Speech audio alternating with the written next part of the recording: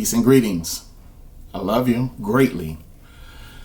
This is Yod, TheeOpenYod, Yod, Yod, however you want to perceive me.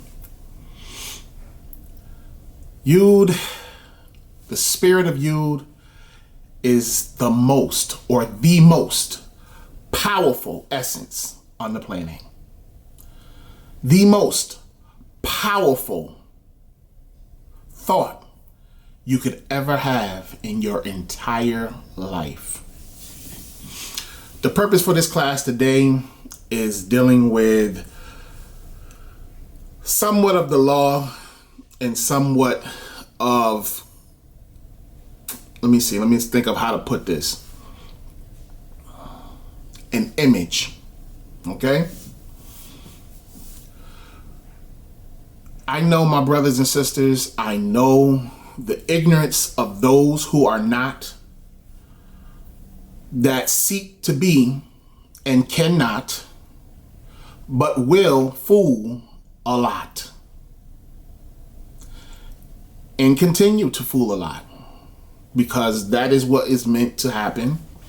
That is what is meant to be, and that is to ensure that there is no fool in heaven. That is meant to ensure that the fool is at the door. And when you see a fool at the door, the fool is constantly talking and running his or her mouth. But they do not have access, although they appear to have access. They have association with the location of a place or the place, that they may hang at the door, but they are not within the door. Okay? Fools can talk greatly.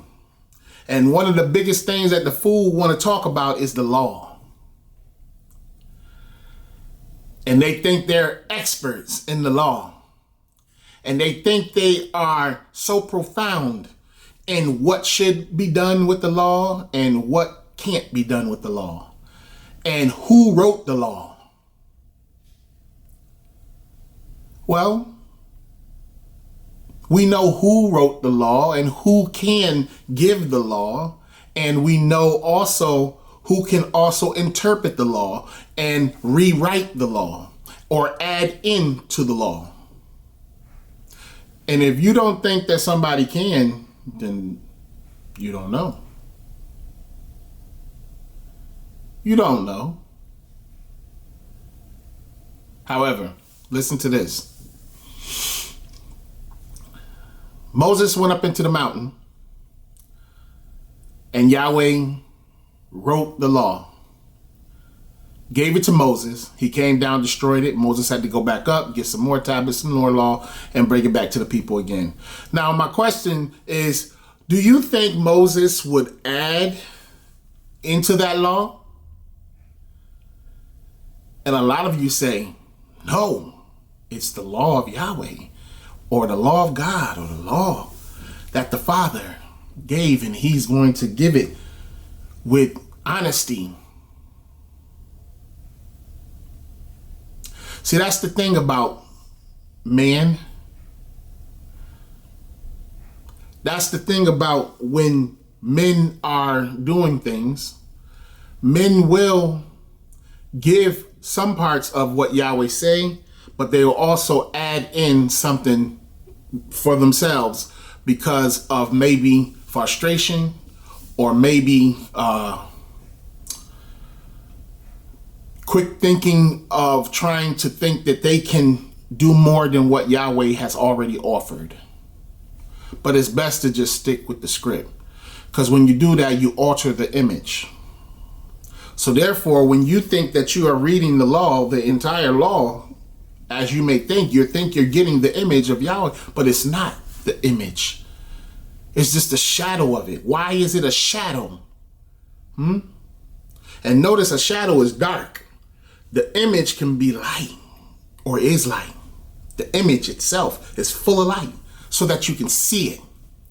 The shadow is dark. So, brother, you said, wait, brother, you, what you saying? Is you saying that the law is not the image and it don't have the light? No, it has the light, but it's still a shadow of the true image. Remember, howbeit when he, the Spirit of truth, is come, he will guide you into all truth. Meaning he's going to speak of some truth that you didn't even know was truth. He's going to reveal and point your mind in a direction that you would never take on its own, even though it was right there before you every single chance you had to read. So when you was thinking you was reading the law and it was other, when you go through the whole Bible, every book in there talks about the law, and it talks about the law of Moses. Where did it say? It say the law of Moses that was given by Yahweh. Listen, but it's the law of Moses. Let that sink in. It's the law of Moses that you out here beating and browbeating your brothers and sisters with, and you don't have an understanding of that. That you going so hard for and wholeheartedly for, and you don't understand that yourself. Yes, the Son is not against the law of Moses. He came to fulfill the law. But he also came to fulfill some other things. That's why he said it so clear to you that there's things that you just don't know. Why? I can't even give it to you because you can't bear them. You can't bear them. So when they came trying to challenge the Son about the law and everything, even with the simple thing of divorce, what did the Son say in, Mark chapter 10? Let's go to Mark 10. Oh, Yahweh. Oh, Yud. Oh, Yud. Let's go to Mark chapter 10 and see what they said. Chapter 10, verse 4. And they said, Moses suffered to write a bill of divorcement and to put her away. And Yahweh ben Yahweh, or Jesus, or whatever you want to say, Yahshua, answered and said unto them, for the hardness of your heart, he wrote. He who? Moses wrote you this precept. But from the beginning of the creation, Yahweh made them male and female.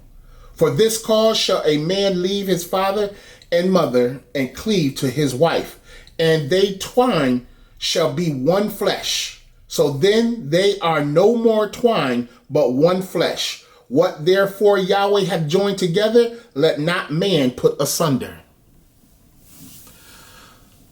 But you let man do it.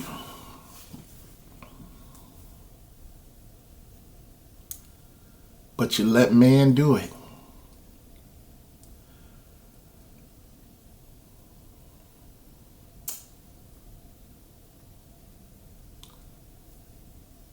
Yahweh has a law, and then man has a law. Yahweh say to do it this way, but man will interpret it to do it his way. So therefore, you are losing the image, the true image, the true essence, the true command and law of the Creator. Let's go to Hebrews.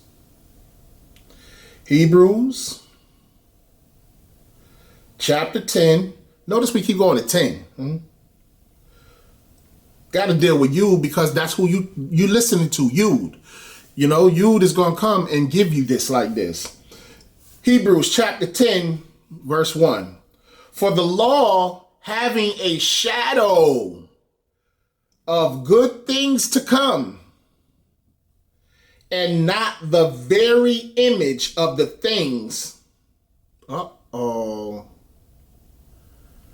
So the law that you are so hell-bent on and so ready to hurt your brothers and sisters with, and so much thinking that you know so much about, is just a shadow. And it's not even the very image. It's not the very image. Why is this coming like this to you? Why is it taken for me to say these things to you? Because it's meant for you to come and do these things. That's why when you see in the scriptures, it says the word came unto them and spoke and said X, Y, and Z, or whatever it may be, because it took for the word, the Yod, to come and speak to make it clear.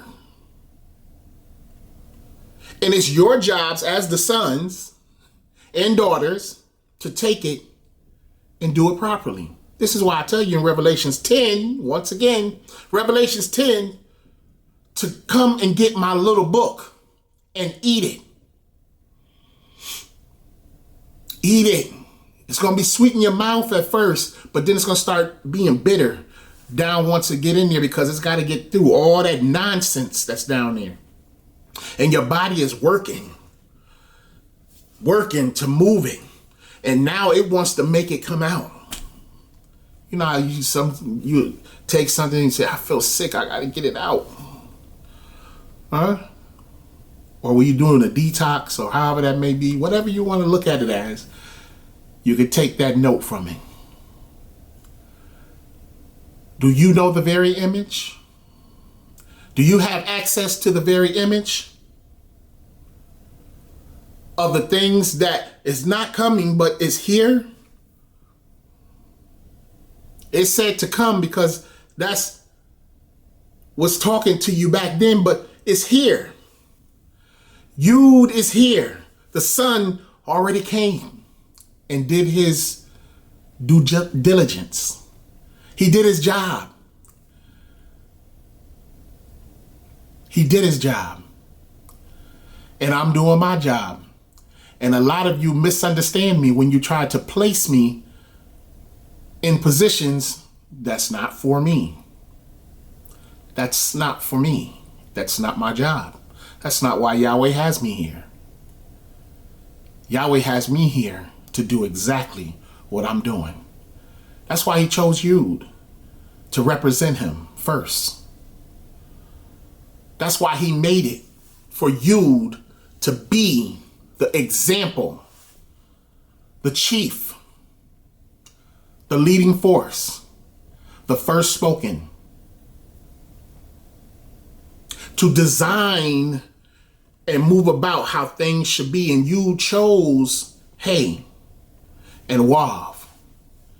That's what you chose. To be the representation as the name for you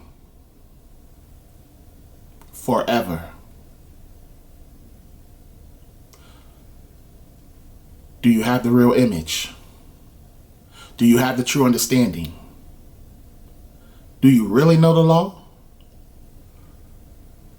Or are you going off the interpretations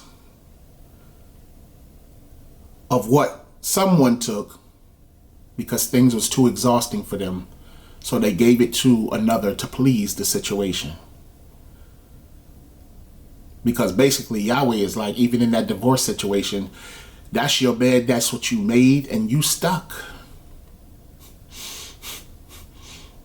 Be wise in your decisions. It's just like Ecclesiastes 5:2. Be not rash with thy mouth, because you are on the earth and Yahweh is in heaven. And guess what? Everything you do shall be accounted for. Yes, Yahweh. Love you. Shalom.